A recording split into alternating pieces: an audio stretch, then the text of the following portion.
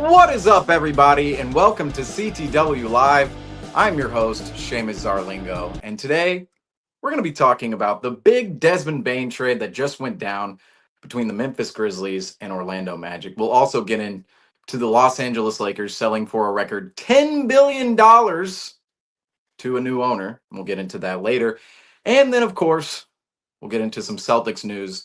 The Utah Jazz hire Austin Ainge, the former assistant GM of the Boston Celtics, and I'm sure that last name sounds familiar to a lot of folks. However, let's dive right into these topics, and let's start out with Desmond Bane. This comes from Shams Sharani. The recent breaking news: breaking! The Memphis Grizzlies are trading Desmond Bane to the Orlando Magic for Kentavious Caldwell-Pope, Cole Anthony, 4 unprotected first-round picks, and 1 first-round pick swap. Sources tell ESPN this trade going down between the Memphis Grizzlies and Orlando Magic. Quite the haul for Desmond Bane at the end of the day, and this is what the trade looks like on Fanspo. A little blurry here, I will say. However, you can kind of get the gist of the trade and who was involved and the picks involved via Fanspo. And this one, I'll point out, was a failed trade on the Fanspo, on fanspo.com, on the Fanspo app. However, the offseason lends itself to a lot of moves, a lot of money moves. This one,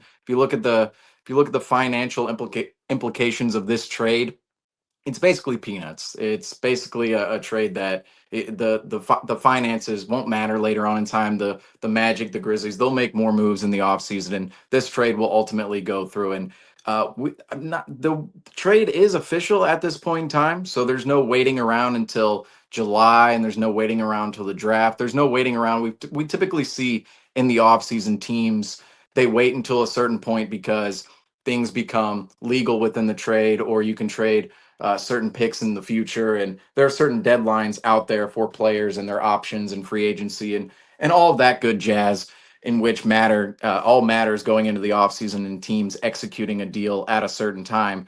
This trade is not a trade that both the Grizzlies and the Magic, both teams, they don't need to wait on. They didn't need to wait till July. Desmond Bane already down in Orlando, already in the practice facility, already making comments on the practice facility down in Orlando, and also was there for his introductory press conference. However, the Magic and the Grizzlies make this blockbuster move. I'll call it a blockbuster move. It didn't involve an NBA All Star. Certainly involved an All Star caliber player. And Desmond Bane didn't include an All NBA player, an All Star. I understand that, but I would still consider it a blockbuster given the time of year, right before the draft, about a week before the draft, and given the circumstances of these two teams and where they are in the playoff standings. Both of them 7 seeds this past season, or sorry, my bad. Memphis, they were an 8 seed this past season, and then Orlando, they were a 7 seed, both in the play-in tournaments, Eastern Conference and Western Conference, respectively. But in the trade, we already read it out on the Shams tweet, but Memphis receives Kentavious Caldwell-Pope, KCP.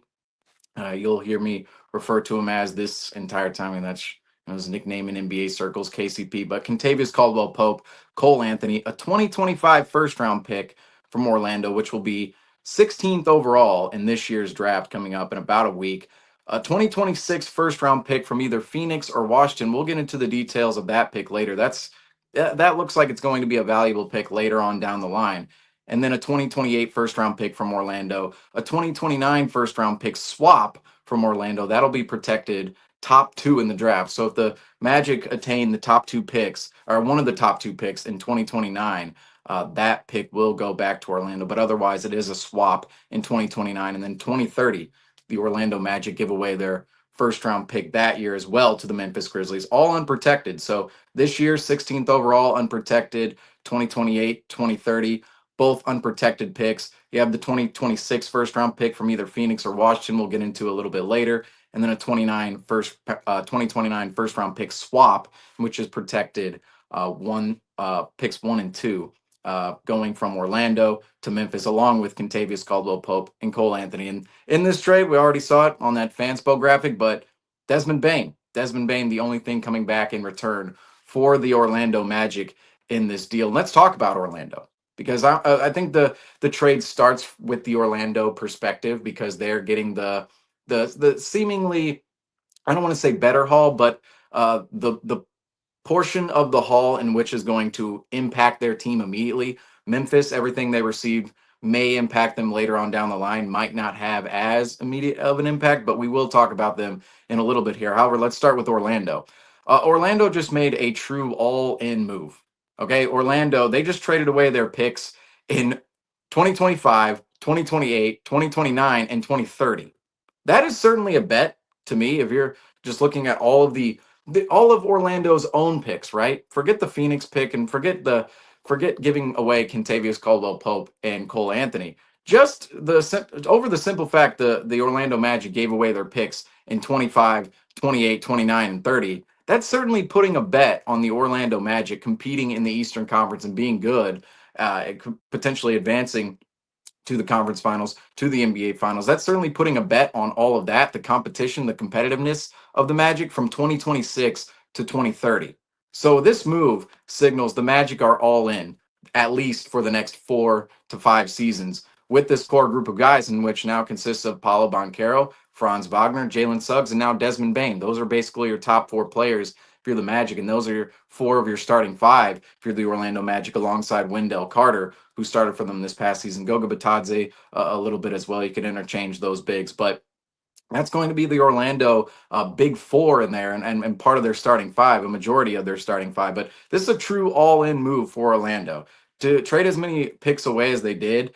That's certainly putting a bet on the Orlando Magic being competitive from 26 to 30. I will say, I love Desmond Bane. He's 27 years old next season. He's a career 41% three-point shooter. He made strides as a playmaker under increased usage and responsibility within the Grizzlies offense last year, or really the last 2 seasons, with Ja Morant in and out of the lineup, mostly out of the lineup 2 seasons ago, and then in and out of the lineup the past season, this past season in 24-25.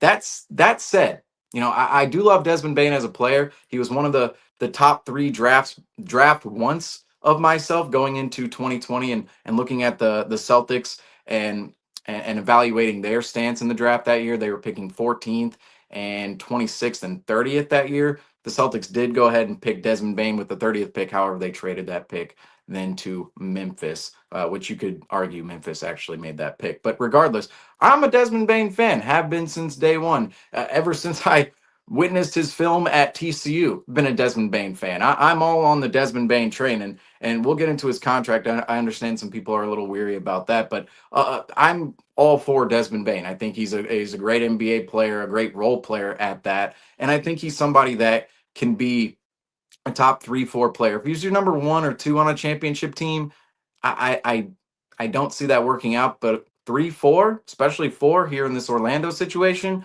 I really like Desmond Bane in that spot.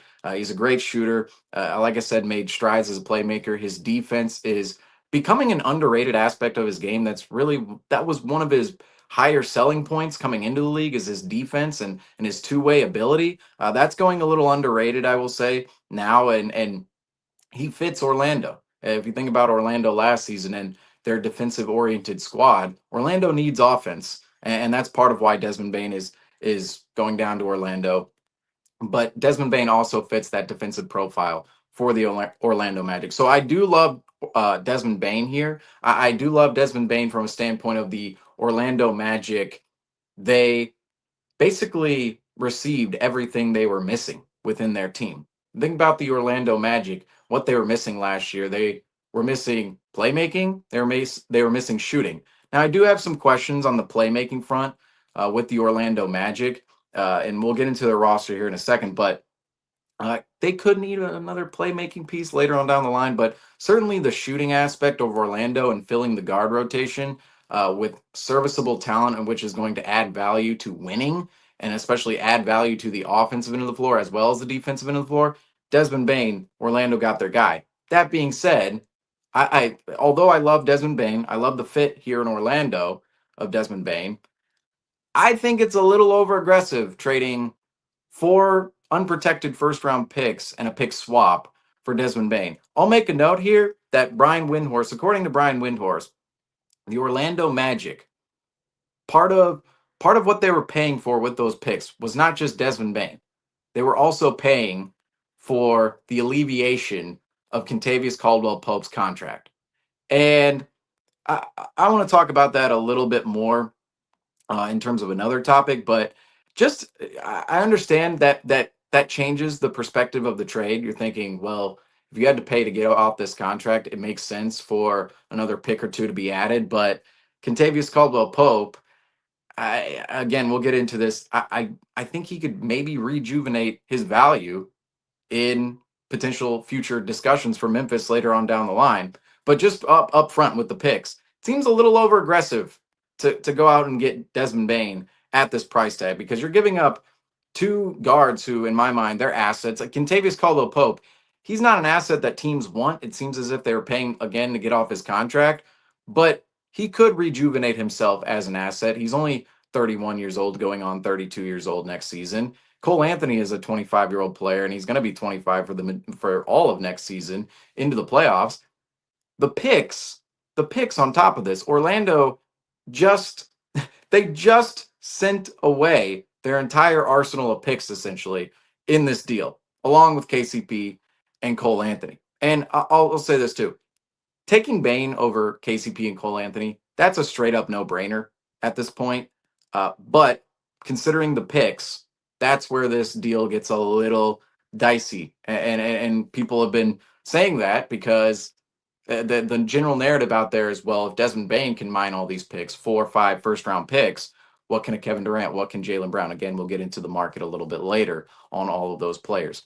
But seems a little over aggressive for Orlando with the amount of picks. Not to mention Orlando cashed in 2 tradable contracts just with their numbers in this deal. Orlando gave up a lot for Desmond Bane. And I do worry in the future, moving ahead into the future, I worry if trading away as many picks as Orlando did causes Orlando problems in potentially building for their team in the future. Say when they're paying Jalen Suggs and Boncaro and Wagner and Desmond Bane, they have those top four there. Maybe they don't get over the hump. Maybe they need additions on the side. Maybe they need additions on the fringes.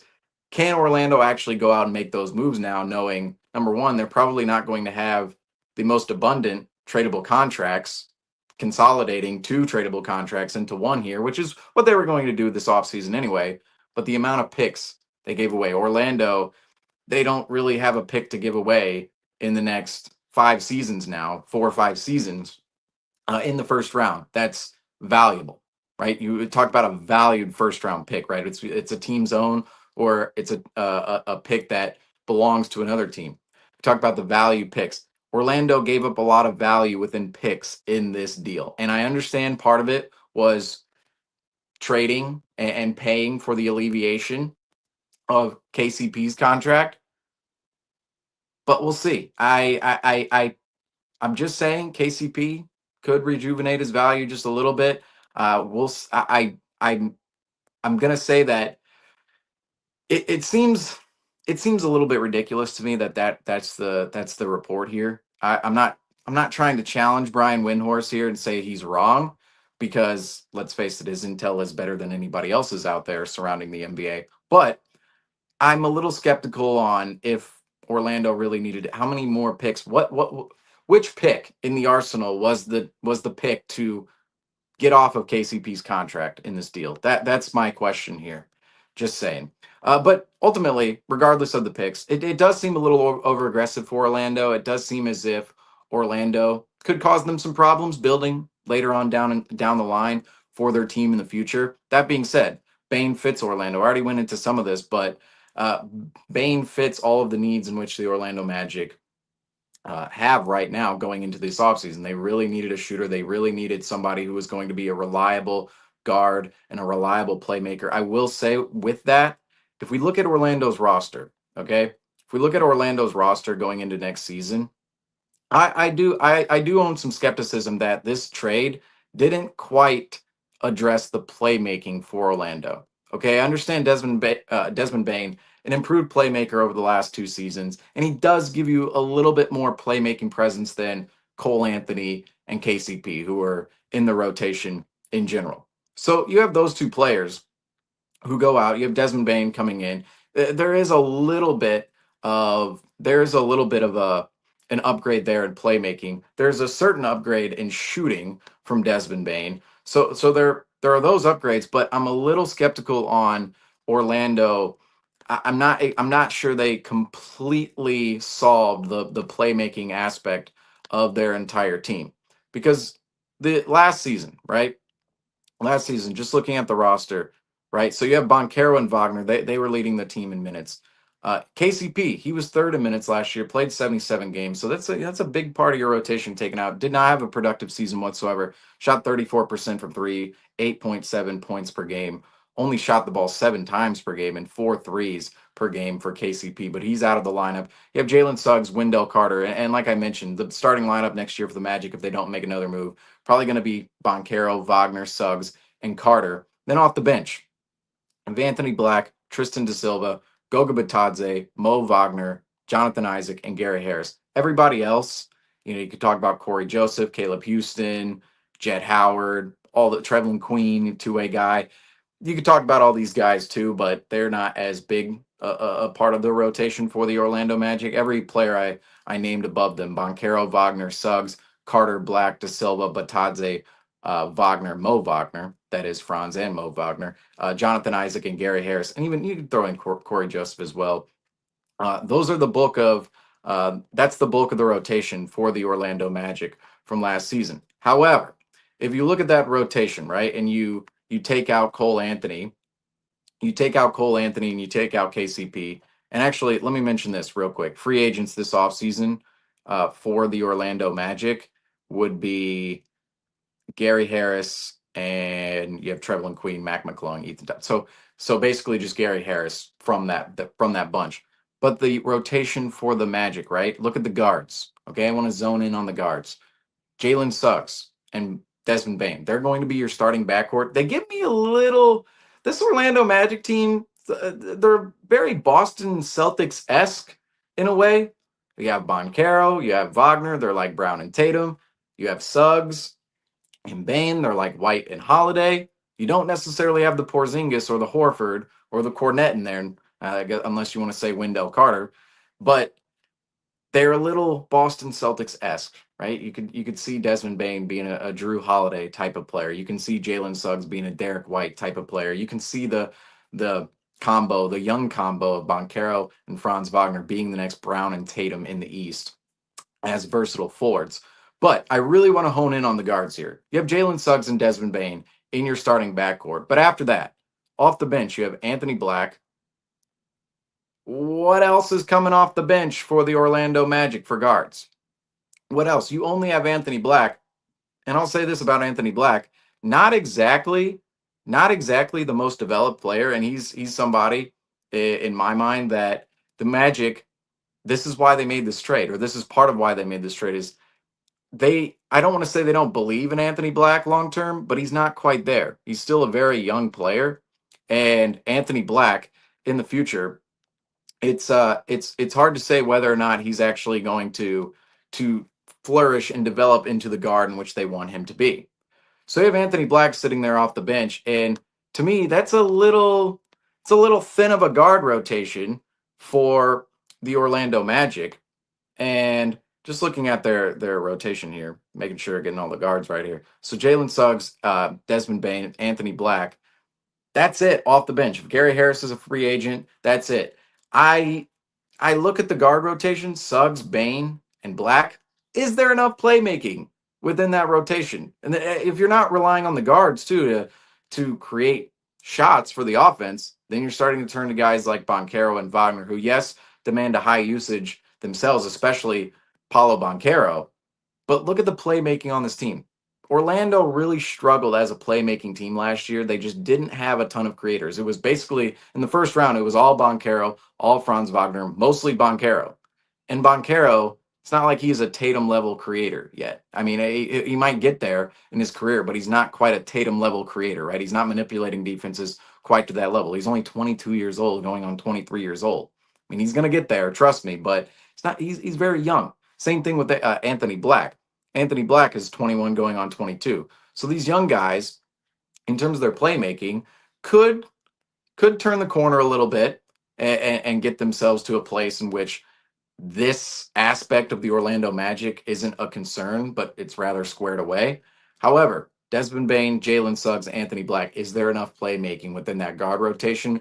mixed in with Boncaro and Franz Wagner. Is there enough playmaking? I think Orlando, they might need to make another deal somewhere for a guard, whether that's signing a guard in free agency to a minimum contract or whatever resources they have there, or going out and trading for a guard, which brings up the point of, did Orlando spend too many picks on this deal, regardless of whether you're paying for KCP or not, paying to alleviate yourself from KCP or not?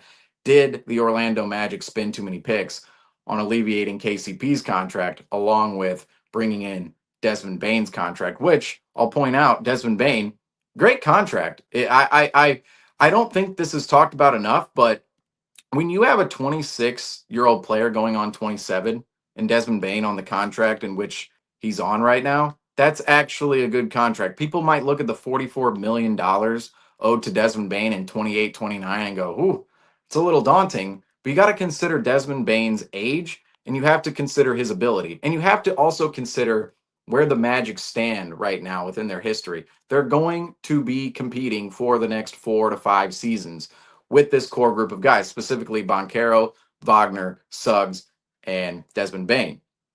With Desmond Bane under contract, I know we look at deals and we look at the money later on down the line and go, well, oh, 44.9 million in 28-29. But will he be worth it in that year? Well, Desmond Bane, he'll only be 30. The Magic are supposed to be competing with him for the next 4 seasons.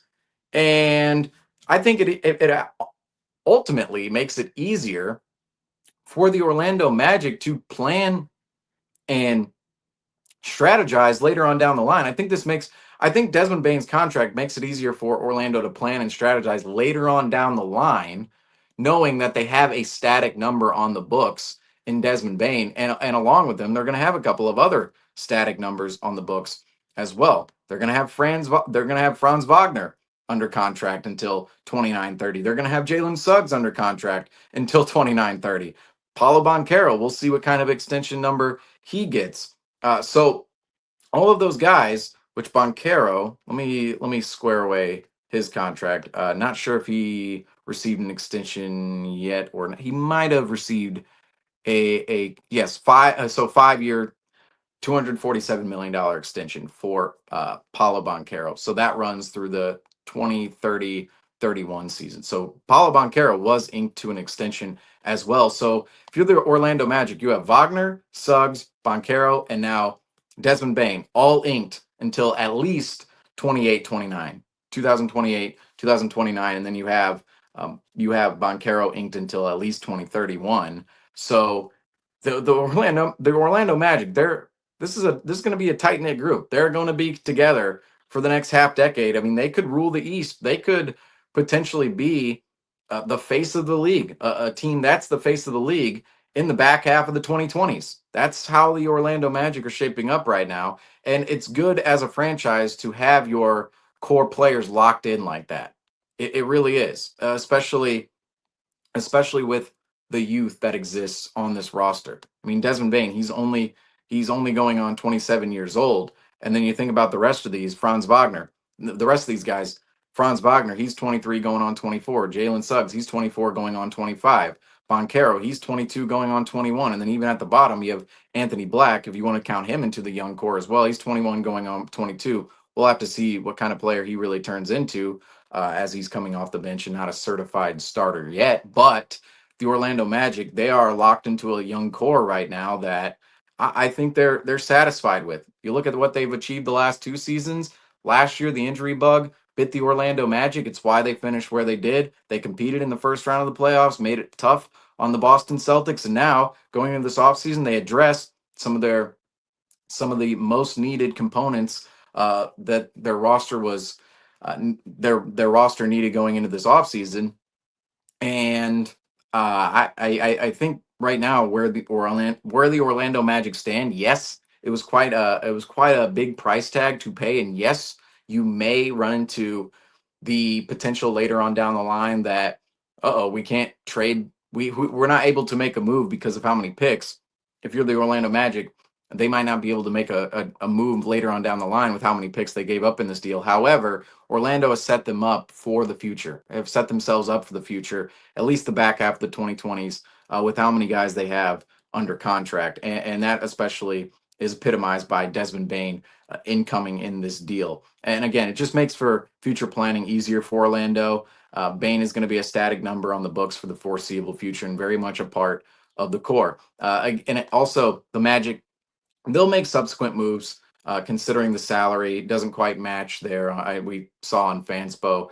They'll make subsequent moves. And again, playmaking, I still think Orlando, they might need to address that playmaking just a little bit in there. If you have Bane, you have Suggs, you have Black, and then you have Boncaro and Wagner as your main playmaking sources, I feel as if Orlando might need another playmaking punch in there, might need another guy. That's why I understand people can say what they want about the picks there, because maybe Orlando, they do actually need another move on top of this. Regardless, the young core in which they have in place, that's a pretty good starting point, and it's more than a starting point. It's potentially the foundation to what will be a massive skyscraper for Orlando, a skyscraper of success for the Orlando Magic going in to the back half of the 2020s. I gotta say, the Orlando Magic next season, the Eastern Conference is wide open.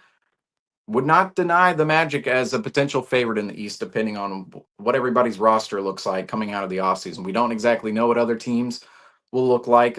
We have a couple of wild cards out there. Obviously, we still have the NBA Finals going on with the Indiana Pacers, but Orlando, I had them as a top 3 seed last season, and that roster finished 7th.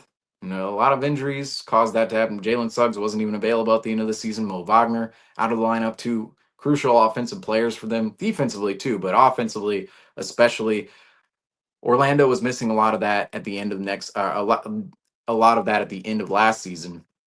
Offense, specifically in shooting, again playmaking. This deal for Bane, Orlando addresses some of that. Still might need some playmaking, but considering they're getting Suggs back, considering they're getting Mo Wagner back, considering they're getting Desmond Bane and replacing rather KCP and Cole Anthony with Desmond Bane, Orlando should be better next season. There's probably another move on the horizon for Orlando this offseason. Who knows if it's via trade, via free agency? We'll have to see. But, and I'll say this too, Orlando, couple of tradable contracts, Goga Batadze, Wendell Carter, Jonathan Isaac. We'll see what happens with all of them.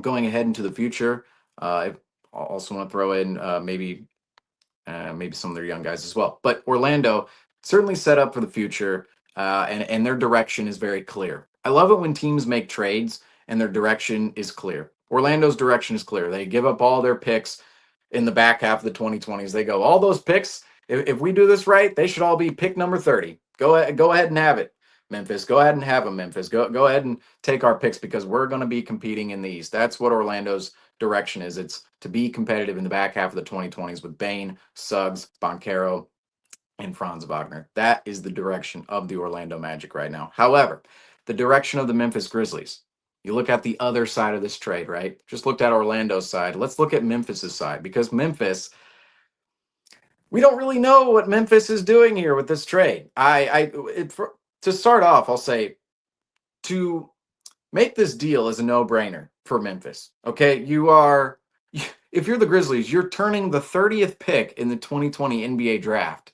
into 5 years of service, last 5 seasons, and then you're turning that also into 5 first-round picks later on down the line, KCP and Cole Anthony, who could potentially, KCP and Cole Anthony, they could be redirected elsewhere for more picks or players or assets in general. So this deal, straight up, it's one that Memphis has to do. The haul in which they received for Desmond Bane, you're looking at it from the Magic side and going, did they give up too many picks? If you're looking at this from the Memphis side, you're going, oh, that you're doing that 10 days. There's not 10 days in the week. 7 days out of 7 days in the week. 10 times out of 10 times, right? And Memphis, I will say the direction of Memphis, though, regardless of whether or not they should have done this trade or not, it's a little unclear. It's a little unclear. Is Memphis getting ready for a complete sell-off of Ja Morant and Jaren Jackson as well? Is this the start of a sell-off for Memphis? Is this the start of Memphis giving away Ja Morant, Jaren Jackson for a price, maybe higher, maybe the same price as Desmond Bane. Maybe they're trying to set a market out there. Who knows? But John Moran, Jaren Jackson, you'd have to think the red light is on for them. The red light. They're not completely safe in Memphis this summer. I think Memphis, they want to build around Ja and Jaren Jackson. It seems as if that may be the direction here. That's the rumor, right? Those are the murmurs. But could this be the beginning of a complete sell-off from the Memphis Grizzlies? And could the Memphis Grizzlies go out and tank next season in the Western Conference?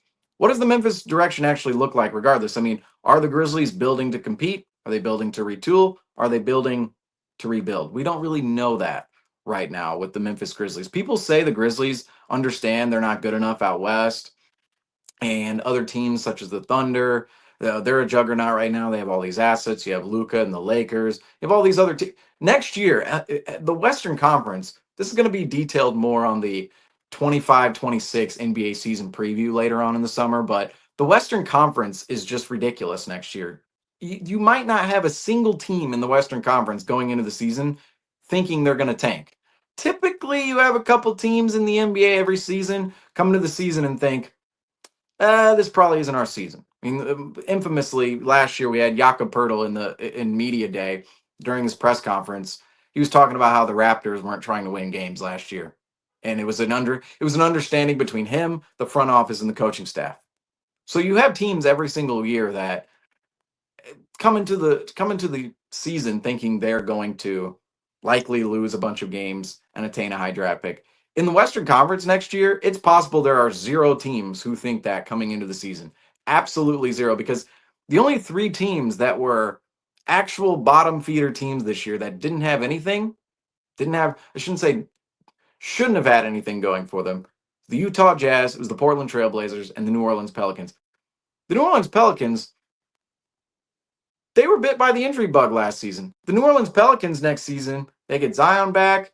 Can DeJounte Murray come back halfway through the year? They still have a solid roster. I mean, if the Pelicans play up to their potential, and if everybody's available, that could be a top 6 roster. That's a playoff roster. That's a roster that could go beyond the play-in. That's where the Pelicans stand. Definitely a mess in New Orleans right now, but they're one of those bottom feeder teams that if you really look at the roster and what happened last season, they really shouldn't be a bottom feeder team. They're just not really one of those teams the way they're constructed. Again, the injury bug bit them, and that's where they fell. And at a certain point, you just start to tank, so you're not necessarily trying to get back into the mix.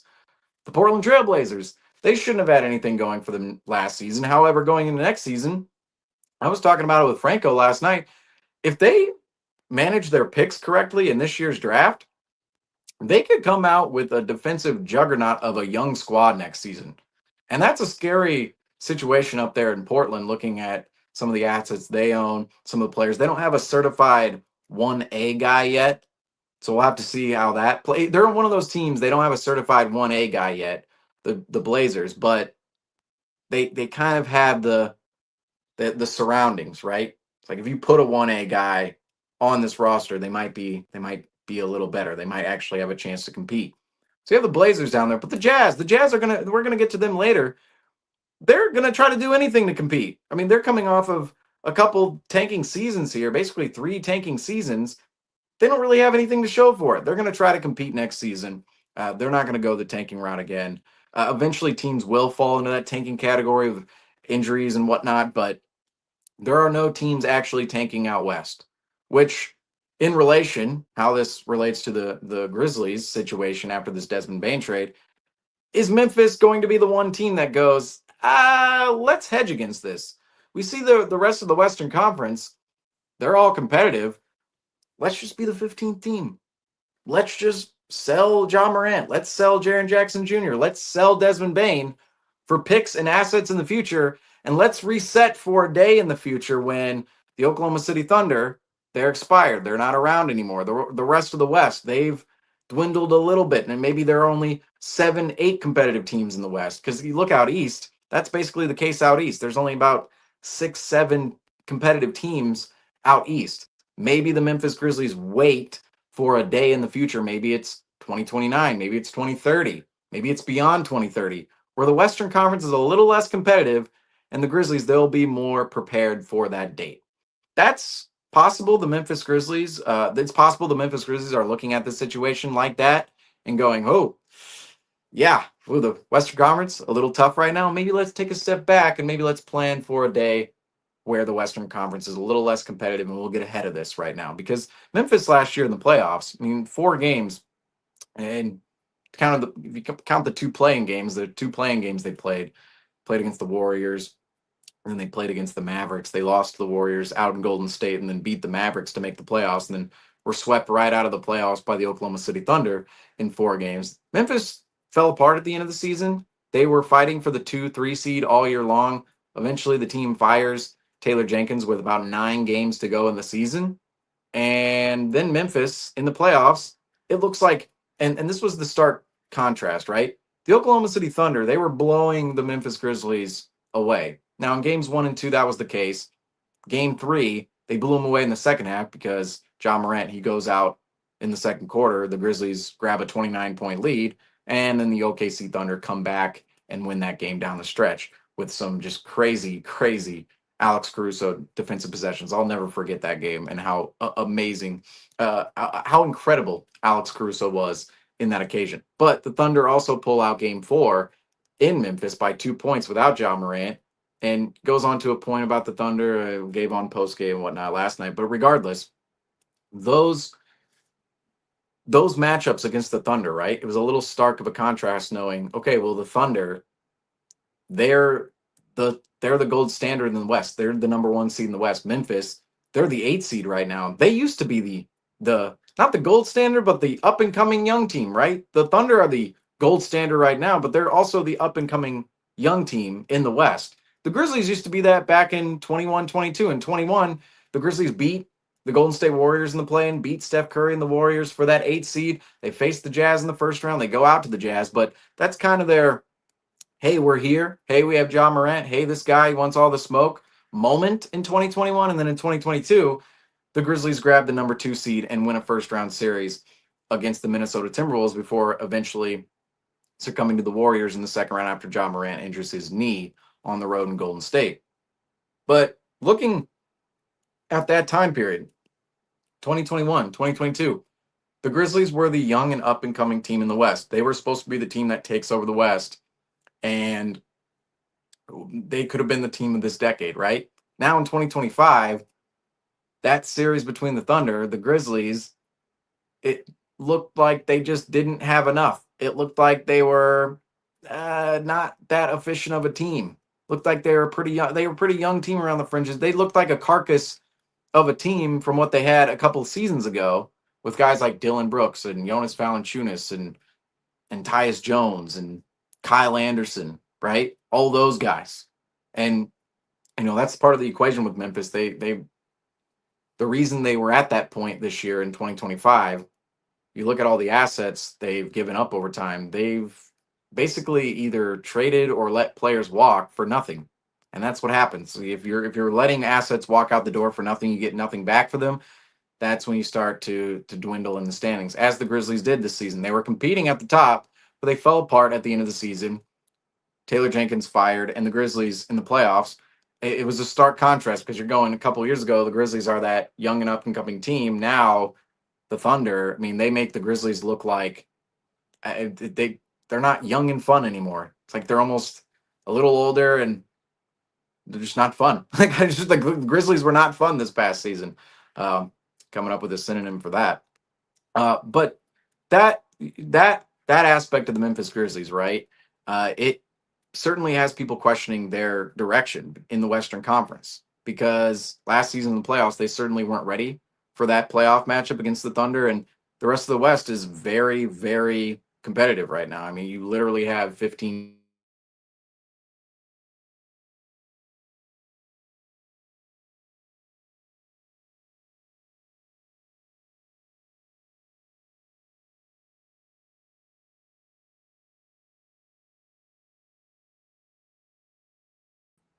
All right, here we go.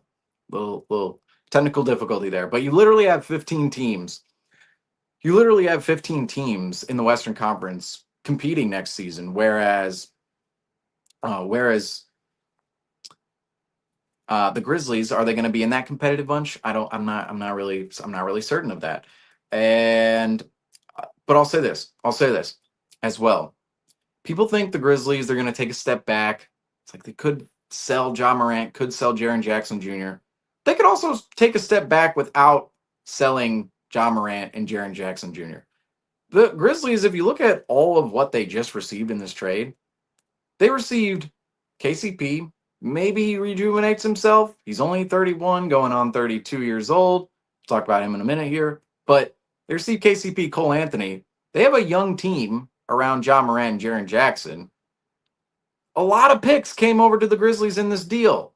And now you have John Morant, Jaren Jackson, and a lot of picks into the future. I do wonder if the Grizzlies maybe they can keep this core, take a step back, and still compete in this decade, during this decade, within the Western Conference.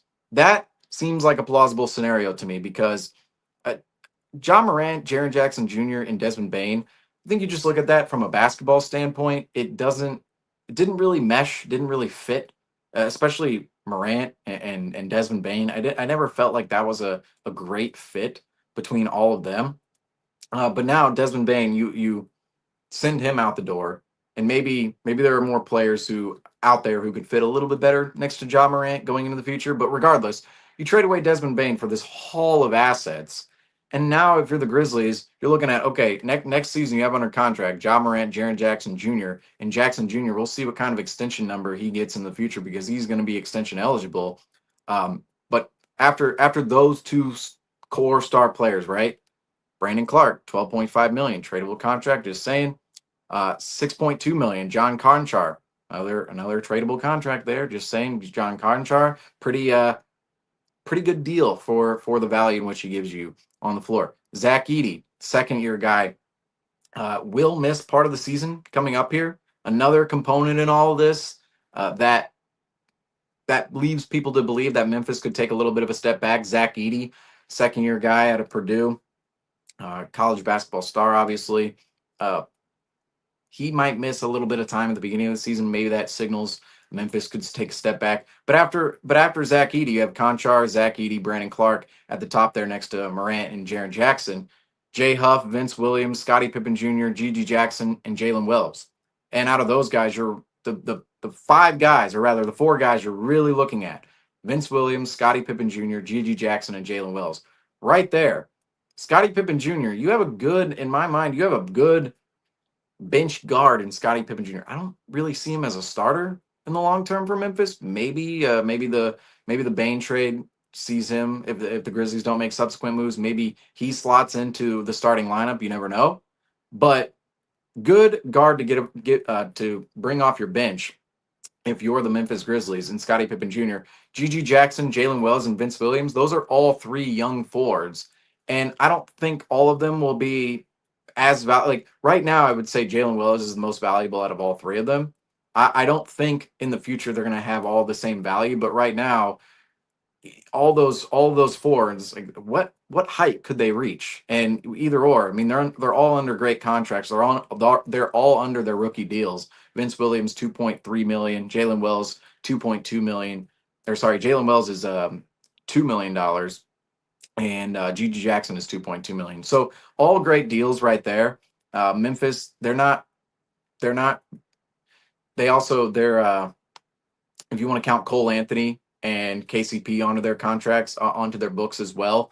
Those are two players, again, tradable contracts as we've seen. The KCP seems as if you can't trade his contract right now, so Memphis might have to hold on to that one. But Cole Anthony, certainly a player, 25 years old, could be shipped elsewhere for more picks. You never know. Cole Anthony, John Morant, same backcourt. I don't know about that. But basically where Memphis is right now, a lot of young guys, a lot of young forwards, good guard, Scottie Pippen Jr. You have basically, I mean, all your young guys. You have Conchar, Edey, Vince Williams, Scottie Pippen Jr., Gigi Jackson, Jalen Wells. Those are your core young guys. You can add Brandon Clark into that if you wanted to as well, although he's 28. Conchar is 29. I didn't realize how old he was. But that's your young core. Like, that's your cheap young core if you're the Grizzlies. That's very important to understand here is not only you think that young players go, oh, they're young, they have potential to develop. It's the production they're giving you under the value of deal in which they have. Because the contract number for these guys, if it's 2 million, if it's 6 million, if it's 1 million, I mean, that is, if you're getting real production out of those young players, that is huge, huge value for the Grizzlies. Regardless, it might not matter next season. I do see these guys as more, okay, they have potential. Yes, they're giving you production under these deals, but you do have some tradable contracts here. If you're the Grizzlies, you do have a lot of picks to move around now that you just received from Orlando. If you're the Memphis Grizzlies, and there could be a scenario here where the Grizzlies retool and reset a little bit going into the back half of the decade without committing to a complete sell-off. A complete sell-off would be John Morant, Jaren Jackson, they're gone. But that might not happen. That might not happen. I'm just saying, John Morant, Jaren Jackson Jr., a young team, and picks, a boatload of picks in the future, that's not a bad situation to be in. And it's a situation where the Grizzlies could certainly retool their fate for the back half of this decade, and we could see the Grizzlies compete as early as 2027. That's, I think, realistic. Right now, I don't see this Grizzlies team competing at all next year.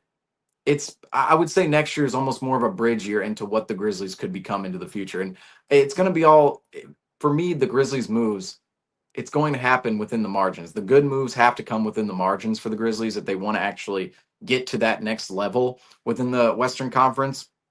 But as of right now, the Grizzlies are in a position to turn what they have around. Like all the assets in which they have right now, they have the potential to turn that into more on-court value later on down the line. So the Grizzlies may be in for a complete sell-off. You never know. But also, they're still in a position to retool. That's why the direction of the Grizzlies not exactly known. It seems like this could be the start of something for the Grizzlies where they just sell everybody, but this also seems like it could be just a really good trade for them to reset their asset pool and reset their fate going into the back half of the 2020s. And I wonder if one of those players in which could reset his own fate going into the back half of the 2020s, KCP, could he turn his value around? He'll only be 32 next season. Heavy regression in his age 31 season. That said, he was on a new team last year with the Orlando Magic. He was playing alongside Jokic the last couple of seasons before entering the Magic facility, but enters a new situation last year with Orlando, signs in Florida in free agency. The Orlando Magic have been a bottom 10 offense since 2011, 2012. The Orlando Magic, what if they're just not a good representation of, okay, here's our new role player who we're supposed to slot in next to no ball handlers, no playmakers, no shooters, nothing, right? Except for the young stars, Boncaro, Wagner, Suggs. No shooting, no playmaking on that team. Bottom 10 offense since 2011, 2012, that season. Maybe the Orlando Magic, maybe KCP with the Orlando Magic wasn't necessarily the most representative of his value. Just saying. Maybe that didn't represent his entire value last season. It was one bad season. And yes, I understand KCP, age 32 next year. Guards going into their mid-30s, that's a concern when you see that steep progression. It typically never comes back. But I will say, the Orlando Magic, bottom 10 offense for the last 13 seasons. KCP was on a new team with no shooting and no playmaking. Maybe on a team with a little more shooting, a little more playmaking, in a different situation, maybe KCP turns his value around just a little bit because his contract to me is not that egregious. That's why the whole KCP you had to pay to get off his contract doesn't make any sense to me. Doesn't make any sense because KCP $21.6 million next year, $21.6 million player option the year after, in which he's likely going to pick up, knowing he's not going to get more money than that in the future. KCP's contract is not that egregious to me, $21.6 million. And last year, the Orlando Magic signed him with the intent of KCP actually writing out his full 3-year deal and being a good asset for the Orlando Magic on court and not just as a contract they're trading. So I think KCP, there is some potential for a turnaround there because he was the NBA role player darling back in 2023 and 2024. In the end of the 24 playoff run for the Nuggets, although they didn't make the finals that year, although they didn't win the finals, they went out in the second round in Game 7 of the Minnesota Timberwolves. KCP was still a big part of that team and a big part of why they were winning at the rate in which they were, which the Nuggets, they were the 2 seed, but they were tied for the number 1 seed in the West last year. And KCP, he was injured in that second round series. And that was a huge talking point. Oh, Jamal Murray, he's a little banged up. KCP, if he's hurt, how can the Nuggets get adequate guard play out of those guys or just anybody on the team? So the fact KCP was that valuable 365 days ago, essentially, and now he's a contract that the Orlando Magic have to give up extra picks to get off, that doesn't really make too much sense to me. I think there's some potential here for KCP rebounding within his NBA career. I know there's not a ton of precedent for guards going into their mid 30s doing that, but KCP, again, nearly 365 days ago, was a crucial part of the Denver Nuggets, and his contract 21.6 million next year and then 21.6 the year after, a player option, doesn't look that bad to me. Doesn't look that bad. Just saying. But he'll be 32 next season. Cole Anthony, he'll be 25. I said this earlier. Both could be used to potentially could be redirected for more picks, players in the future. I already kind of mentioned that with both of those guys. I do want to get into this detail on the trade, though. The most valuable pick in which Memphis received in this deal is perceived to be the 2026 first round pick next year. 2026 first round pick between Phoenix and Washington. Okay, so in this deal, Memphis received Orlando's first round pick in 2025, 2028, and 2030. All unprotected. Already went over that. And then a 2029 top 2 protected Orlando pick swap. So they get that in the deal. So those are basically 4 first round picks right there for Memphis. But the most valuable pick out of this whole litter of 5 picks that everybody keeps throwing around, the 2026 Phoenix or Washington pick. Likely going to be Phoenix, could be Washington, you never know. But there's a bunch of, if you look at the fanspo, right? There's just a bunch of text, and one has to sit through it to really understand. And halfway through, you forget exactly, oh, wait, how does this connect? What? Let's just simplify it. So basically, Memphis will receive the better or lesser, depending on how you look at it, the better or lesser of the Phoenix Suns 2026 first round pick and the Washington Wizards 2026 first round pick as a pick swap in 2026 next year. So, but Washington's pick is protected 1 through 8. So if Washington is falls 1 through 8, the pick it'll be the lesser of Phoenix, and that's where this is turning. The Memphis Grizzlies, according to Brian Windhorst, the Memphis Grizzlies believe they received the Phoenix Suns pick in this deal, the 2026 Phoenix Suns pick, because Washington, they're top 8 protected. They may be a lottery team again next season. They may be in the top 8, but Phoenix, that's an unprotected part of this pick. Phoenix could be the 15th team in the West next year. They could be the 14th team in the West. This Phoenix pick could be a top 5 pick. It could be a top 10 pick. It could be a lottery pick at the very least. It could be outside of lottery. Who knows? Phoenix might be a little better next season. But regardless, that 2026 first round pick from either Washington or Phoenix, Washington is protected 1 through 8, so that becomes a little more unlikely knowing they might be in that 1 through 8. It then transfers over to Phoenix, and Memphis, under that circumstance, will have the Phoenix Suns 2026 first round pick. I believe it's a swap. So I don't know the details of that. I won't get into that. But regardless, Memphis, they'll be receiving that Phoenix pick, regardless, whether it's a swap or whether it's straight up. They'll be getting that Phoenix pick next year, and that is potentially a really valuable pick. And I just got to point that out. It's either Phoenix or Washington. Washington protected 1 through 8, likely going to be Phoenix, and Phoenix could finish in the bottom 5 next year. I mean, Phoenix is in a rough situation. However, I do have questions generally on this trade of the general market and what this trade suggests, the Desmond Bane trade overall suggests for the general market. If Desmond Bane nets 5 first-round picks, the initial thought from Celtics Nation, right, is what does Jaylen Brown net on the trade market? And even going further, people talking about Kevin Durant and Giannis. What does Giannis and Kevin Durant demand on the market if Desmond Bane, if he is valued at 5 first-round picks? And that's, again, a little skewed with KCP's contract and everything. Again, doesn't really make a ton of sense to me, but we'll just go with that story. We're going to go with that story. it does suggest that the amount of picks other teams could receive for star players this summer, Orlando might have set a precedent for other squads giving up quite a few picks for star players. That being said, just honing in on, say, Jaylen Brown for the sake of Celtics Nation here, I also think this trade, I understand you could say, oh, it sets the market. It could be a one off. It could be a one off because let's focus in on Jaylen Brown, right? One can look at this trade, this Desmond Bane trade, and go, 5 first round picks. What is Jaylen Brown getting? He's an all NBA player. He's a finals MVP. He's somebody he's somebody who has been consistently great for a long time now, whereas Desmond Bane, not the same accolades. Okay, not receiving the same accolades.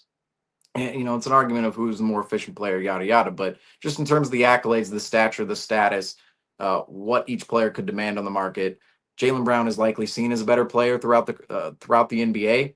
But I will say it doesn't mean that Jaylen Brown would net 5 first round picks or 4 first round picks or 3 first round picks, just as Desmond Bane did in this deal. Because just comparing the two, and this I'm really right now answering the question: if Desmond Bane nets 5 first round picks, what does Jaylen Brown net on the market? Okay, so that's what we're trying to figure out here. Brown is 29, Bane is 26 right now, and Bane will be 27 going into next season. Brown will be 29, so the 2 year age gap there. 29 is a little bit different than 27. 27, you're basically going, you're in the meat of your prime, going further into your prime. 29 is really into the prime, already went through a couple years of the prime, and in the next 3 seasons will probably be exiting the prime. Not necessarily the next 3 seasons, but after the next 3 seasons. So there's that. There's the age gap between Brown and Desmond Bane there. But you also look at the two. Bane ended last season more durable, was more available than Jaylen Brown. Brown ended the season injured. He's going to be harboring he's going to be this summer, he's going to be rehabbing from a torn meniscus, and he got surgery on that as we did a whole live. Actually, Desmond Bane, yeah, so Desmond Bane played 6 more games than Jaylen Brown last season. A little bit more durable. Again, the age in there, but also have to mention this. Bane isn't rehabbing from a torn meniscus. Jaylen Brown is. We don't know what he'll look like at the beginning of the season. Jaylen Brown will, what he'll look like at the beginning of the season next year, along with the fact Jaylen Brown, what if he's not necessarily himself next year, right? So there's a little bit of the unknown with Jaylen Brown and his health right now. Not a huge concern, but it's there. Jaylen Brown owns a bigger contract than Desmond Bane. Desmond Bane, he's owed $44 million in 28-29. Meanwhile, Jaylen Brown, he's owed upward of $65 million in the same year. So if you just look at that alone, Jaylen Brown is 2 years older, yet he's going to be making nearly $20 million more dollars in 28-29, that far down the line than Desmond Bane. I'm sorry, but Jaylen Brown, that's been a huge conversation with him this summer. You owe $65 million to Jaylen Brown in 28-29 if you're the Celtics. That is a massive number compared to $44 million. It was 44.9, 44.8 million in Desmond Bane's number. That's a massive difference. That is a massive difference. I mean, that is a near $20 million. It's the over $20 million difference between those two players. And Brown will be 32. Meanwhile, Bane will be 30. So that factor alone has to be mentioned within the conversation of if Desmond Bane nets if Desmond Bane nets this many picks, how many picks will Jaylen Brown net? What has to be mentioned is the contracts, because Desmond Bane, he's making about $21 million less than Jaylen Brown in 28-29, 3-4 seasons from now. So that certainly is a big factor. Brown in general is at a lesser of a need for other teams. I would say Brown, yes, other teams need versatile athletic forwards who can play both ends of the floor and be a star contributor and also defend. Every team needs that. But just saying, Bane was a little, you look at Orlando's situation, Orlando pinpointed Bane as, oh, we want to go after this guy. We want to get this guy for our system.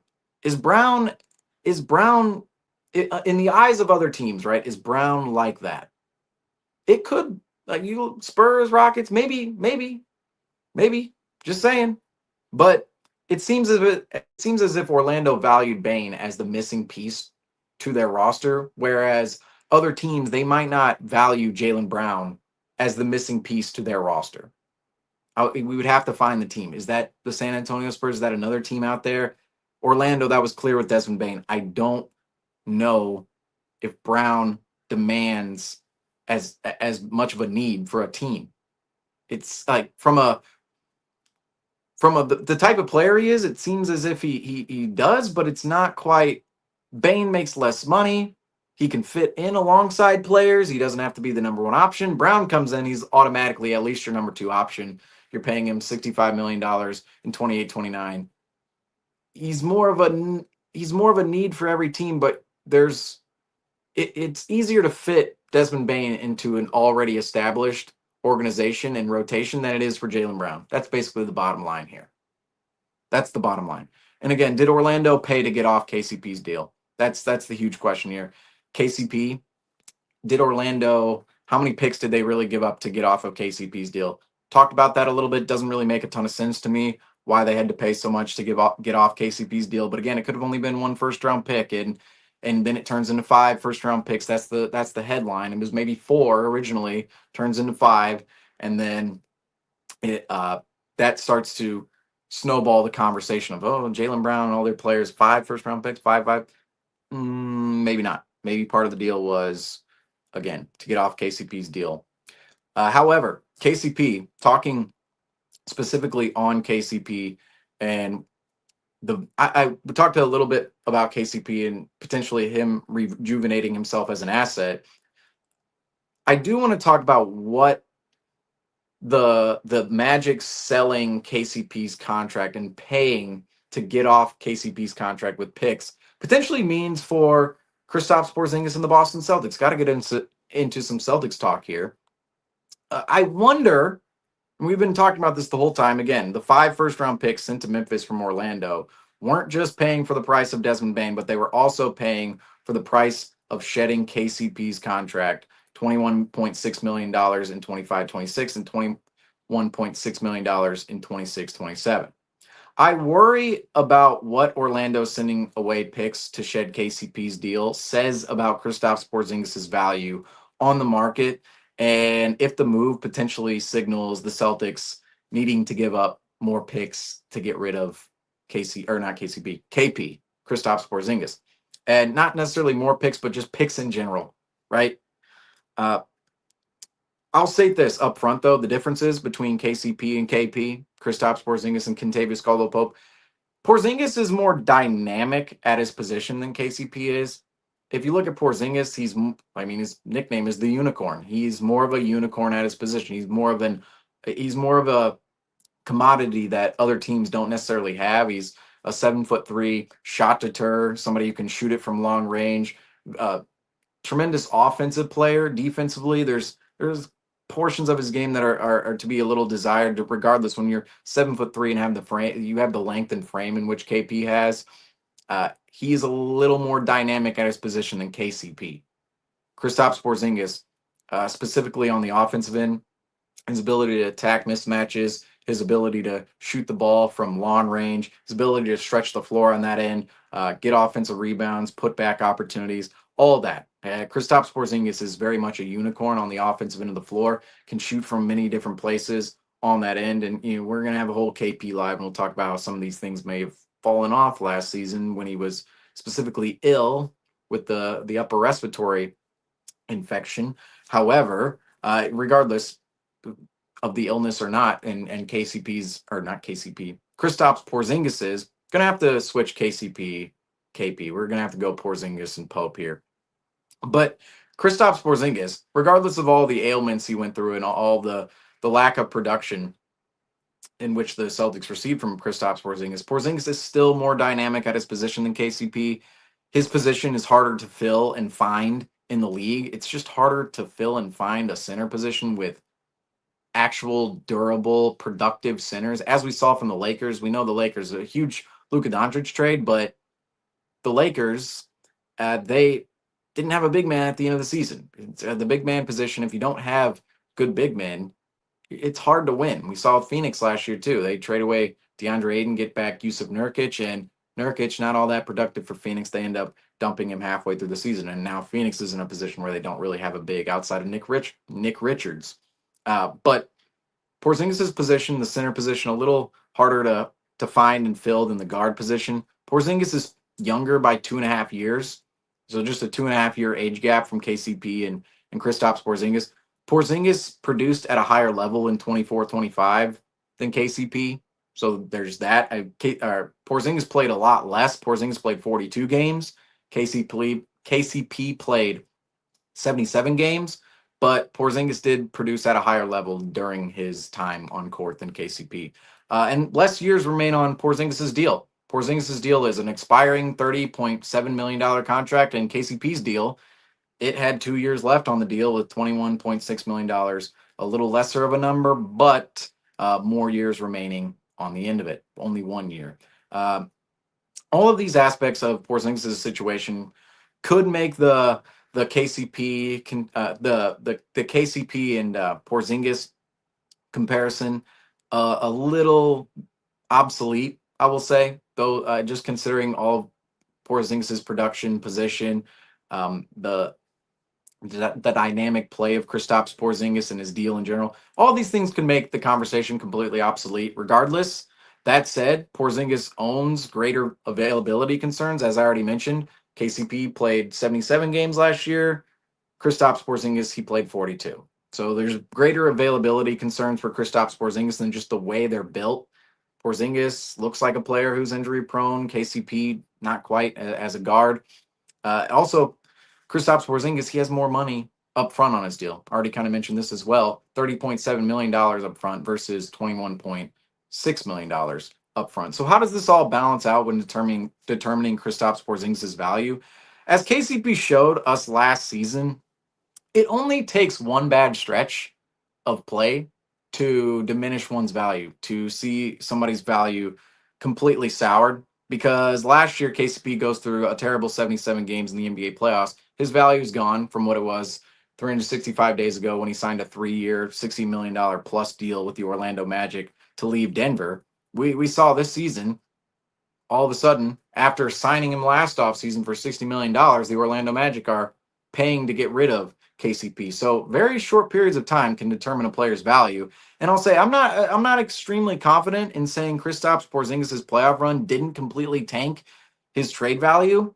The Celtics put KP on ice all season and still couldn't rely on Kristaps Porzingis to be available and productive in the most important moment of the season. We'll get into more of that during our KP live later on in time, but Kristaps Porzingis, he ended the season about as terribly as you possibly could have in the NBA playoffs after it was advertised that he'd be the X factor of the Celtics in the playoffs in 2025. Didn't happen whatsoever, and it was not only didn't meet expectations, it was way below expectations for Kristaps Porzingis. So as KCP shows us, it's the little, the short periods of time can really determine a player's value going ahead into the future.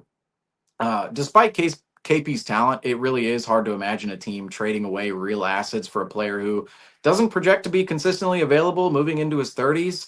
A player who is due a payday in the summer of 2026 could be he could walk for nothing. He could demand a higher salary, or he could sign for a lower salary. That would actually be good. The first two not so great, but regardless, due a payday in the summer of 2026. Kristaps Porzingis is. Furthermore, he's a player who's owed $30.7 million up front next season. That's not a small number. That's not a low number on the books. That's $30.7 million. That'll be a top 3 salary on most teams' books. Top 4 at least. It'll be a top 3, top 4 salary at least. And considering all these productivity and availability and the payday later on down the line, I don't. That $30.7 million is a little daunting, even though it's expiring. If you want a team to eat it, that's a big deal to eat on the books. You might have to give away picks for that. If you might need to give away picks. And again, it's just the question. If the Magic needed to move off picks to get rid of KCP's 2-year, $43.6 million deal, what does that say about Kristaps Porzingis' 1 year, $30.7 million deal? It's a viable question. It's a viable question. KP's contract number, availability concerns, playoff production. Um, I taking all those things into account, along with the fact no team trading for KP owns a guarantee he'll be on their team in a year, and a team could simply sit on the assets they'd otherwise trade for KP and then go and sign him in free agency. Does KP own more value than KCP on the market? I don't really think so at this moment in time. I don't really. It's. I think maybe you're maybe looking at, again, if you're giving away one pick for KCP, which I'm guessing, was it 1, 2 picks? How many picks if KCP wasn't involved in the deal? Which, again, another stupid conversation to me. You needed him in the deal to make the money work between the two teams. So I don't understand why you had to sell this contract, right? You had to sell off KCP, but how many picks would have been in the deal if KCP wasn't in the deal? If KCP, you had to get off, you had to move off 2 picks to get off KCP. Is you need to move 1 pick to get off Kristaps Porzingis? Do you not need to move any picks to get off Kristaps Porzingis? Does KP own more value than KCP on the market? It's possible. That being said, I believe the signs are likely pointing towards the Celtics needing to attach picks in order to move Porzingis anywhere, even if the Celtics are receiving a good player in return. The Celtics could easily receive a good player in return for Kristaps Porzingis, but on top of that, the Celtics could still need to trade away a first-round pick in that deal just to alleviate themselves from Kristaps Porzingis. So the Desmond Bane trade, certainly a lot of angles to go there with Desmond Bane and all the implications between the Grizzlies and the Magic. We talked a lot about both of those teams. However, there are more teams out west right now making moves, and one of those teams, the Los Angeles Lakers, and this is not a basketball move, but it's rather an off the court business move. The Buss family, breaking. The Buss family is entering an agreement to sell majority ownership of the Los Angeles Lakers to Mark Walter, the CEO and chairman of Diversified Holding Company, TWG Global. Sources tell ESPN Jeannie Buss will continue to serve in her role as governor after the sale. And this second one coming from Shams Charania. Mark Walter is entering an agreement to purchase majority stake, or majority ownership rather, of the Lakers from the Buss family for a valuation of approximately $10 billion. The largest sale of a professional sports franchise in the world, sources tell ESPN. $10 billion. $10 billion. Whew. That's I gotta say, when I saw the headline come up, right? Saw it come across the ticker, saw it come up over the news airwaves, right? My first initial reaction was, does the Lakers Celtics rivalry just reach that far out of basketball? Does it really go that far? Because the Celtics, they just sell for $6.1 billion. And that's the largest sale in North American sports history. And it might have even been world history as well. But one of the largest sales in sports history, right? $6.1 billion. The Celtics sell from the Grosbeck family to Bill Chisholm. We've talked a lot about that. And it trumps the $6 billion sale from the Washington Commanders to Josh Harris over the last couple of years as one of the bigger sports sales, right? And now the Lakers come in and they go, your little record you held for a couple months there, Boston Celtics, well, take this. $10 billion for the Los Angeles Lakers. $10 billion. And I will say, though, we'll get into this, the details. It's not as if Mark Walter, who we'll detail here in a second, it's not as if he's buying all $10 billion of the Lakers. He's buying majority stake, and then when that stake, he buys that stake, it's valued at a certain number, which then values the team at $10 billion. But regardless, the Lakers were bought by Mark Walter, the CEO of TWG Global and Guggenheim Partners. And if you notice, Guggenheim, they're the sponsor on the Los Angeles Dodgers jersey. Well, there's a good reason for that. Mark Walter, he owns stake in the LA Dodgers, the LA Sparks, Chelsea, the soccer team over in the Premier League overseas. He owns stake in a women's pro hockey team and several auto racing teams in Formula One. So this Lakers sale, it's being bought by somebody who is certainly familiar with ownership, a lot of assets in his pool at the Guggenheim Partners Institution and TWG Global. But Walter, there's some backstory here. Mark Walter, he bought 26% of the Lakers back in 2021, and now he will buy the majority 66% share held by the Buss family. And back when Walter bought his minority stake of 26% back in 2021, he was the first, he received first right to refusal at that point in time for he received the first right of refusal to basically what that says is the Lakers, if they're selling, he's the first person they're going to, and he has the first right to refuse the Lakers, the Buss family selling the Lakers.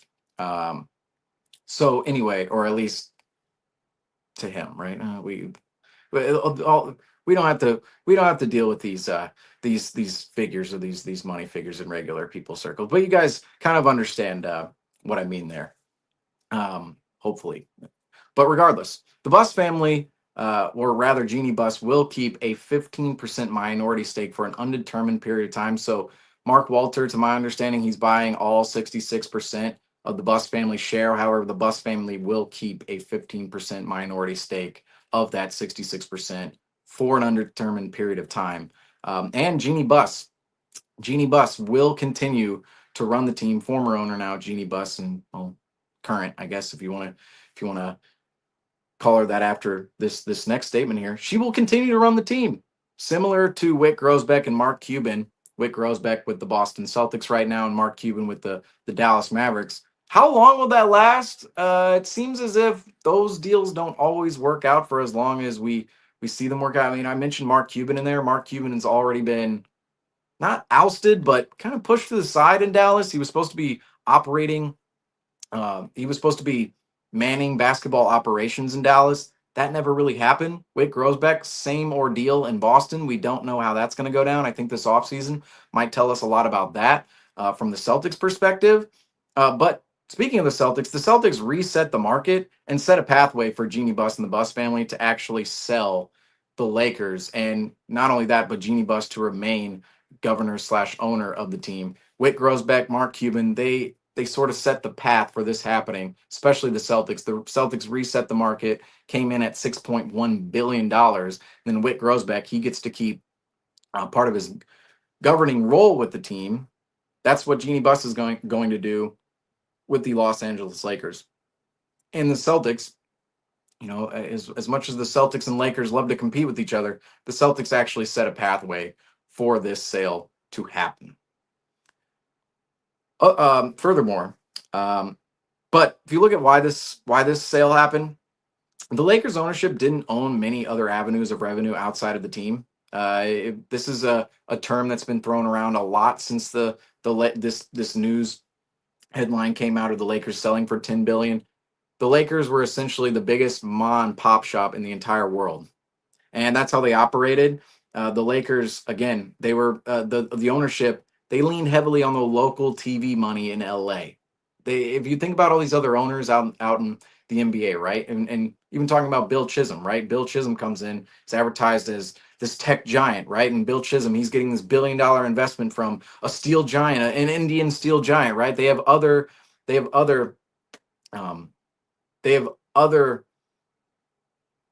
hooks in the water out there, right? They have other hooks in the water. And even Steve Ballmer, think about him, you know, Microsoft. Other hooks in the water outside of just owning an NBA team, right? It's like, oh, I own a tech company. Oh, I own a steel company. Oh, I own whatever it is, right? All of these owners, they typically have a more diversified portfolio of money and assets, right? And certainly Mark Walter coming in, we've already touched on it. Certainly a diversified portfolio there with Mark Walter. The Lakers, that portfolio, the ownership of the Lakers, the Buss family, the Lakers were their primary source of revenue. So they don't own a tech company, they don't own a steel, they don't own a crazy company elsewhere. They don't have revenue coming in from elsewhere. They just have revenue coming in from the Los Angeles Lakers and the local TV money out in LA. The Lakers almost operated as a small market team the last X amount of years under the Buss family.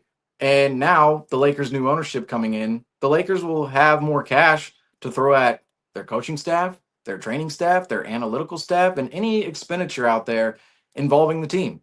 Now the Lakers, you have to think with Luka Doncic on the roster and LeBron, we don't really know what's going to happen with him, but the Lakers, they'll have a better ability to actually maneuver as a basketball team going into the future. That's the bottom line of this deal. And it's also, think about the valuation of these franchises. It's I'm not saying these numbers won't go up because they certainly do, but $10 billion cashing in when the Lakers, okay, the Buss family cashing in for $10 billion here. The Lakers have been owned by the Buss family since 1979 when Jerry Buss purchased the Los Angeles Lakers, also along with the LA Kings and the LA Forum out in Inglewood. So in this package, when Jerry Buss actually bought the Lakers, he was buying the Lakers, the Los Angeles Kings, and the LA Forum, which is just an insane package here for only $67.5 million from Jack Kent Cooke. The Lakers now sell for $10 billion. So Jerry Buss, he purchases the Lakers, the Kings, and the Forum in 1979 for $67.5 million. And now Jeanie Buss and the Buss family sell 66% majority stake in the Lakers, valued at $10 billion. The entire franchise valued at $10 billion. Absolutely incredible. Absolutely. They need to redo I forgot what that, I don't even remember the name of it now. The Lakers FX documentary or HBO. I don't remember we don't even need to get into that. They need to redo that for the Los Angeles Lakers because Jerry Buss. This story, I got to say, the Lakers selling for $10 billion. It's quite the NBA story.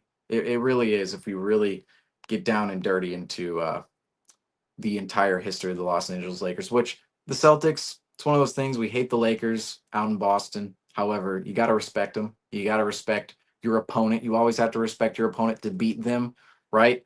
And you got to respect NBA history as well. And the Lakers, what they've done here, selling for $10 billion, the Buss family selling to Mark Walter. Incredible story. Absolutely incredible story. Just the entire history of the Los Angeles Lakers. But anyway, regardless, we see another team out west making moves. The Utah Jazz, and this involves the Boston Celtics as well, heavily. The Utah Jazz are hiring Boston Celtics assistant general manager Austin Ainge as the franchise's president of basketball operations. Sources tell me and Tim Bontemps Ainge has spent the last 14 seasons working in Boston's front office, including the last 6 in his current role. This comes from Shams Charania. Austin Ainge, the assistant GM of the Boston Celtics, heading out to Utah, joining his father, Danny Ainge. I'm sure they find that last name familiar there in Austin Ainge. But Austin Ainge going from Boston out to Utah as Danny Ainge did earlier in the decade. But Austin Ainge, some background here. Former BYU player, 2 Mountain West titles with BYU, appeared in 3 NCAA tournaments.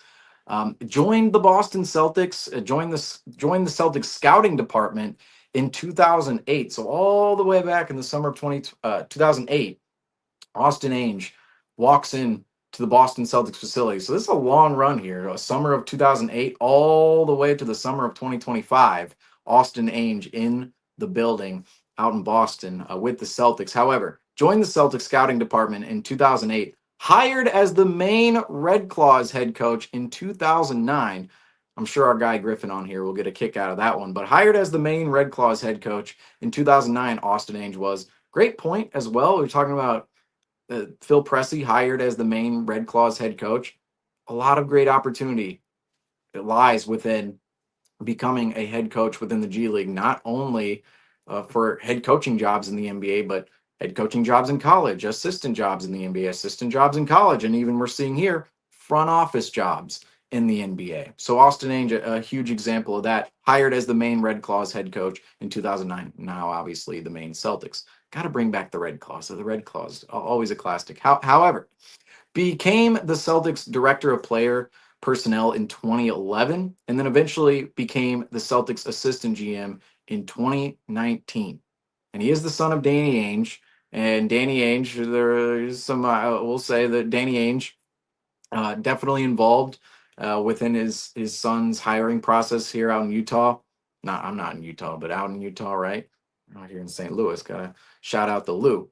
But son of Danny Ainge, and Danny Ainge, he worked with the Celtics GM from 2003 to 2021. Very familiar with Danny Ainge inside the Celtics organization. However, I do want to bring this up, not to, and I want to make a point on this, and it's going to seem a little, at first, it's going to seem a little negative, but I promise you it's going to be a positive point. This comes from a random Reddit user, and they pointed out every job Austin Ainge has ever had is tied to his father, Danny Ainge. Austin Ainge's entire career path has been paved by his dad, Danny Ainge. And this is how it reads: Southern Utah assistant coach 2007. His first coaching gig came under Roger Reed, a family friend who coached with Danny at BYU and the Suns. The Maine Red Claws head coaching position in 2009. The Red Claws were the Celtics G League affiliate who was running the Celtics at the time, Danny Ainge. And then, of course, Austin Ainge was with the Celtics front office from 2011 to 2025.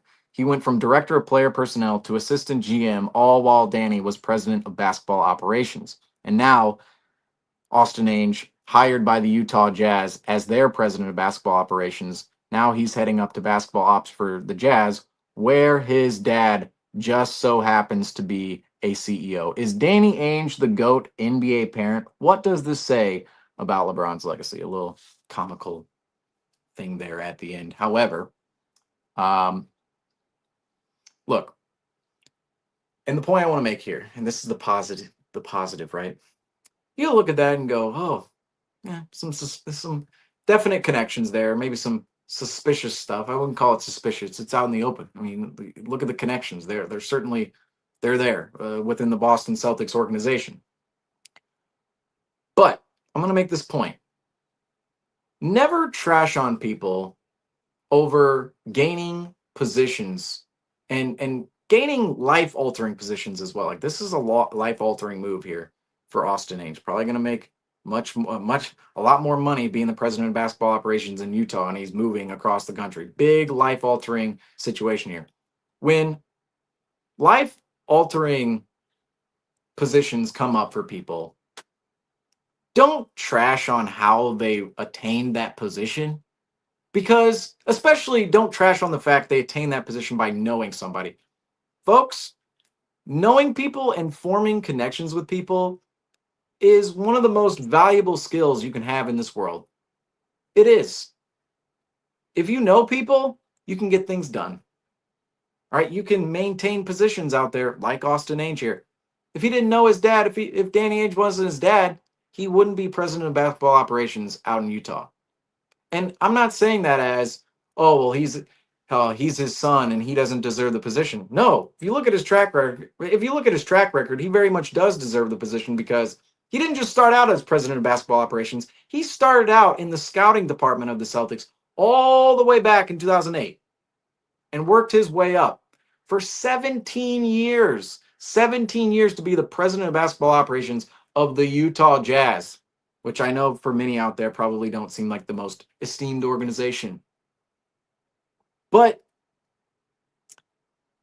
in life, most people will attain positions within relationships, whether it's a significant other or it's a business relationship out there working for an actual company. They will attain those positions within a relationship by having other relationships with people who know that next person who will then be on the other side of yourself forming that relationship. I hope I'm making sense with all this, because basically what I'm saying is connections matter, right? And don't trash them, right? If people are getting positions over connections, congratulate them and wish for your own. Form your own. I understand this Reddit post, people poking a little fun at it. It's not meant to be a negative. It's meant to be a positive. Don't trash on people for maintaining positions over connections, because if you had that same connection, you'd be there as well. And that's what this world's about. It's the connections. It's the connections. All right. Sometimes it's not about, let me get into the whole spiel here. It's not necessarily always about the hoopla, right? It's not all about the graphics and the timestamp and everything else. It's about who you know, who you're connecting with, who has your back, right? It's all about who you know. I'm just pointing that out there. Maybe I didn't make the best point. I was trying to make a little bit better point. It's all about who you know. Connections matter, right? That's the bottom line in all of this. Connections 100% matter. That's what I got here for today. But that's going to do it for us here on CTW Live. We got through everything this afternoon quite swiftly. Actually, no, we didn't. What am I talking about? No, we didn't. We have a whole other segment. That's not going to do it for us. Disregard that. We're going to talk for another 15 minutes. Okay. This is why I wanted to, okay, gotta reset here. Could the Utah Jazz, we're talking about Austin Ainge, made that whole point right there, but going into the point of Austin Ainge more so, right? Kind of mixed up the segments here, but we'll bring it back. Will the Utah Jazz now become a viable trade partner of the Boston Celtics now that Austin Ainge and Danny Ainge are essentially running the entire Jazz president of basketball operations, along with Mr. Zanuck there out in Utah? Do the Jazz become a viable trade partner for the Boston Celtics? Because on the Drew Holiday Live, we kind of skimmed over the Jazz as a potential destination for Drew Holiday. We'll get into them a little bit, talking about Kristaps Porzingis in the future. But the Jazz, first of all, the evident thing is the connections, right? You have Danny Ainge and Austin Ainge out in Utah, and they know Brad Stevens in Boston. That's the evident connection there. A lot of years spent in Boston. Austin Ainge around the building, Danny Ainge. They know Brad real well. They know the brain trust in that building real well. Boston, Utah, there's certainly connections there between the Jazz and the Celtics, no doubt, just because of the Ainge last name. So there's that evident fact, number one, point blank. But number two, look at the Jazz roster. The Jazz, first of all, they've been tanking for the last 3 seasons. They need to do something. It's rumored out there the Jazz are going to look to be a little aggressive, knowing they just tanked for 3 seasons and don't have too much to show for it. They're going to be a little more aggressive in trying to compete next year and be. They're not going to see a year in which the Jazz. I don't believe we're going to see the Jazz construct a roster this summer meant to bottom out next season like they had the last 3 years. I don't think the Jazz are in that position anymore. If they do that, they're definitely sacrificing some ticket sales in their market. But let's go through the Jazz roster right now. In breaking down all of the players on the table potentially for trade and who could stick around the roster. The Jazz at the top, you have Lauri Markkanen at $46.4 million. He is completely tradable in my mind, $46.4 million. That is somebody next season, to me, that, and you know what, let me go to their entire payroll here because that's probably important. But Lauri Markkanen on the Jazz next season, it's possible they don't move off of his contract and stick with him, because in the past they've stuck with Lauri Markkanen. A lot of future money with Lauri Markkanen. So $53.5 million owed in 28-29. So certainly a hefty deal for Lauri Markkanen later on down the line. Any team signing up for that would certainly have to account for that in their books. But the Jazz, they haven't received great value in terms of the trade packages for Lauri Markkanen, trade proposals, I should say, in the past. That's why they've held on to Lauri Markkanen regardless. 3 years left on his deal. The Jazz could look to move him. I don't think they'll look to move him at a low price, but if the price is right, we'll shout out there. The Jazz could certainly look to move off Lauri Markkanen. He's their biggest contract. He's their, in my mind, he is both one of the most tradable and least tradable contracts. He's least tradable in terms of the money. You have to make the money work. but he's one of the most tradable in terms of the actual value you could get out of any player on your roster. Teams would be willing to give up some assets for Lauri Markkanen, opposed to a guy like, say, John Collins. Next year, John Collins, $26.6 million, and that's a player option. So we'll see if John Collins is going to pick that up this summer or not. His deadline is looming within the next couple of weeks here. But John Collins, player option for next season. Will he opt out, sign for future money elsewhere with another team, or simply take the 26.6 upfront? And if he does, that's an expiring deal, $26.6 million. If we're putting together 2 and 2, right? Talking about Kristaps Porzingis, even Drew Holiday, but specifically Kristaps Porzingis. You have John Collins, $26.6 million expiring. Kristaps Porzingis, $30.7 million expiring. Maybe a couple picks are thrown around. Here you go, Utah. Here are a couple of other picks. Here are a couple extra picks from the Celtics, and maybe there's a swap that goes on there. Maybe John Collins for Kristaps Porzingis and a couple of picks fly around. Maybe that's the deal. Just saying. That could happen if John Collins accepts his player option. We'll have to wait and see what he actually does there in the coming weeks for that one. But after John Collins, Colin Sexton, $19.1 million, $19.2 million. Jordan Clarkson, $14.3 million. Both very, very tradable deals, both expiring contracts. I mean, massively tradable contracts. Massively tradable contracts in those guys expiring, and they're at a low number. 19.2 for Colin Sexton and 14.3 for Jordan Clarkson. The only thing about those two guys, they're expiring. They're due a payday in the future. That would have to be resolved by a team looking at acquiring either one of those players. KJ Martin, unguaranteed $8 million, could become a salary filler for any deal. Not worth $8 million whatsoever in my mind, but a salary that you could add into a deal if you're the Jazz and make the money work somewhere. But after those players, those are your hefty tradable contracts in the Jazz. John Collins, Colin Sexton, Jordan Clarkson, and KJ Martin. You could throw in Markin into that equation as well. The rest of the Jazz roster, it's all young players and guys on basically minimum contracts. That's the rest of the Jazz roster. So you have your top 5 players. One of them is KJ Martin, which you wouldn't really necessarily consider him a top 5 player on this roster, but those are your top 5 contracts, right? Tradable contracts the Jazz have. The rest of these contracts, I don't really see the Jazz moving off these players whatsoever. You have $38.1 million wrapped up in 10 players, and that's Taylor Hendricks, Cody Williams, Walker Kessler, Keontae George, Svi Mykhailiuk, former Celtic and former NBA champion with the Boston Celtics, Kyle Filipowski, Johnny Juzang, Bryce Sensabaugh, Isaiah Collier, and Jaden Springer, another Celtics champion, on another Celtics connection out there. A lot of Celtics connection with the Jazz. But regardless, those 10 players right there make $38.1 million between the 10 of them. Meanwhile, Markkanen makes 46.4. One guy makes 46.4. 10 guys on the Jazz roster make 38.1.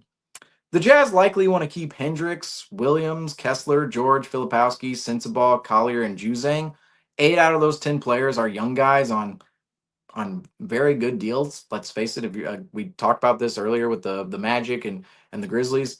If you have those players producing at a and some of these guys, like say Taylor Hendricks, he's at 6.1, Cody Williams 5.7. Some of these guys are around the $4-5 million mark, $3-4 million mark, $3-5 million mark. But if you have players producing for you in a rotation under that number, that's just good value having those type of players.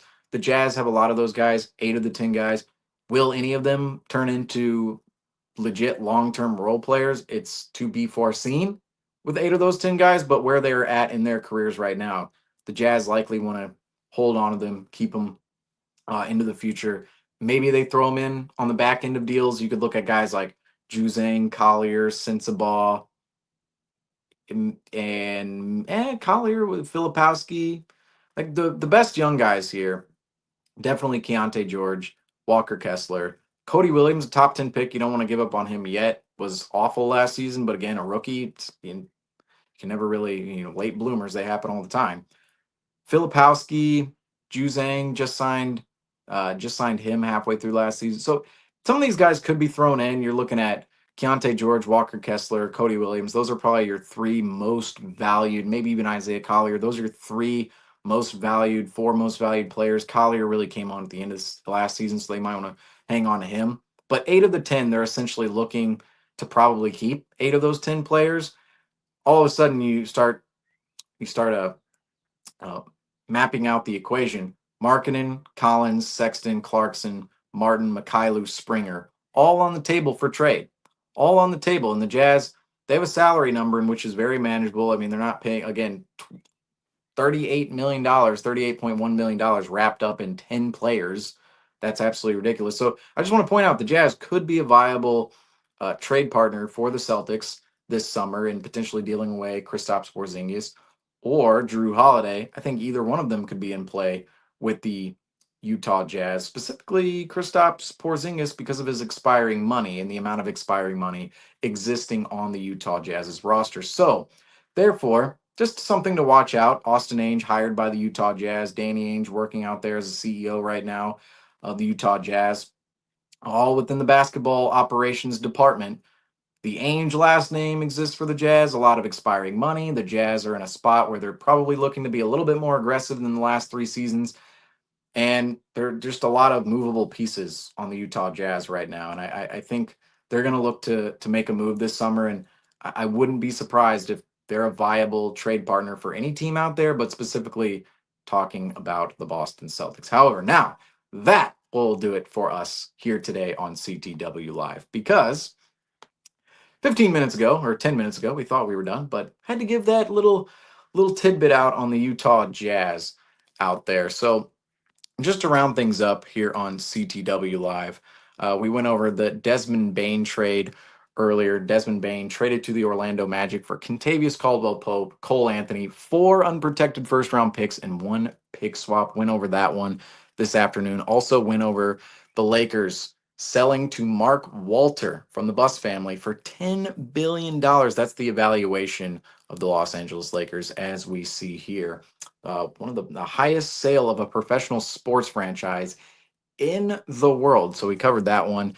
And then, of course, the Utah Jazz hiring Boston Celtics assistant general manager Austin Ainge. So that's what we went over this afternoon here on CTW Live. However, that is going to do it for us here on this live stream. A lot of great content coming up on the horizon out there. Got talking a lot about the Celtics, but also talking a lot about the NBA, because the NBA, it's an ever-changing landscape, an ever-changing world, and you can never quite get ahead of it. You always are just living in the midst of craziness, and we will have all that craziness covered for you guys this summer on the CTW YouTube channel. However, that is going to do it for me here today on CTW Live. I'm your host, Seamus Zarlingo, and as I always say, thank you all for watching, and go Celtics, and let's face it, go basketball as well. Praise God to the offseason.